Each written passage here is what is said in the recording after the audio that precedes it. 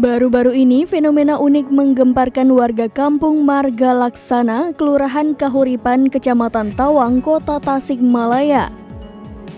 Pasalnya, daerah tersebut diketahui sedang musim kemarau.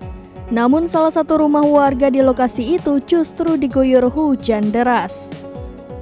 Fenomena unik hujan yang hanya mengguyur satu rumah tersebut terekam video amatir warga dan akhirnya menjadi viral setelah videonya beredar luas di media sosial.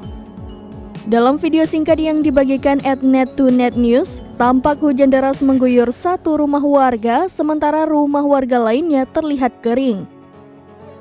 Salah seorang warga bernama Titing berusia 55 tahun menjelaskan insiden tersebut.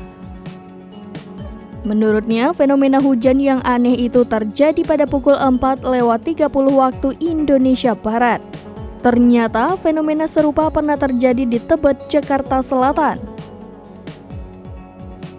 Kepala Pusat Sains dan Teknologi Atmosfer 8, Halimur Rahman menjelaskan bahwa luas area yang diguyur hujan tersebut tergantung pada kandungan air di wilayah tersebut. Hujan sebagai fenomena alam yang juga dipengaruhi oleh beberapa parameter seperti proses konveksi dan angin.